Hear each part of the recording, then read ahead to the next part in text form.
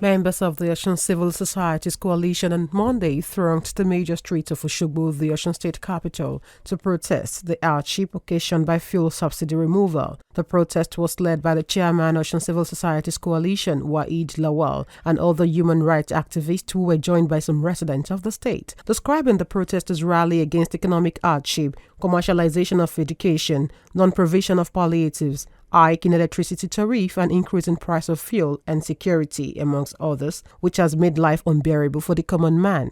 Speaking at Olaya area of Osogbo, the terminal point of the protest, Ayo Ologun expressed his grievances as he ruled out the idea of fuel subsidy removal, which to him has caused more damage than good. What we are saying is simple.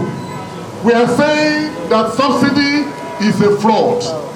Whether you want to coin it as whatever name you want to give it, palliative or whatever, we believe that subsidy in itself is a fraud.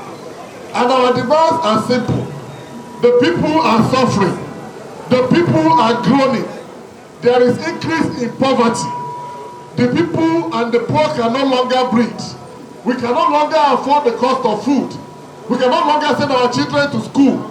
Parents cannot even afford to move from one point to another. A lot of families are going to sleep hungry. We cannot continue in this manner and pretend that all is well. Likewise, Waheed Saka stated that President Bola Tinubu is not living up to the renewed hope expectations which he campaigned with. And we are mobilizing our people to say, we can get it right. We deserve more. We deserve a life more abundant. You know, this government came in with a renewed hope. Hope 93 of MKO said said farewell to poverty. You understand? Now, the subsidy removal, the increase in tariff, the increase in food prices has already impoverished our people more. That is why we are asking government. It's not too much to ask. We deserve a better life. A nation as big as Nigeria, in terms of human resources, cannot be living in penury.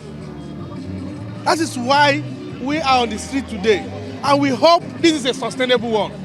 Because until our demands are met, we'll continue to knock until they open the door of prosperity to Nigeria. The duo of Ayobami Erubami, Chairman National Association of University Students, Osun State Chapter, and Wole Folahanmi, State Coordinator, Independent Masses Forum, in their separate submissions, implored the federal government to make amends that will make the country an easy abode for its citizens. It is important that we come out as Nigerian people in this current economic disintegration. As Nigerian students that we are, for example now, as a Nigerian student, in my part 1 days, I'm paying 29,500 naira as school fee. You can imagine that now, as a final year student that I'm in part 5, the school fee has been increased to 180,000 naira. You can imagine how hard that is on my own part and on the part of my parents. So that is why it is important that as Nigerian people will come out to hear our displeasure on this current hardship. That's why we are in this struggle of putting in place meaningful socio-economical palliative for the Nigerian masses across board. From the womb to the tomb, in civilized clime, that's how they take care of their citizenry. But in Nigeria, there's nothing for anybody, even from the cradle till death.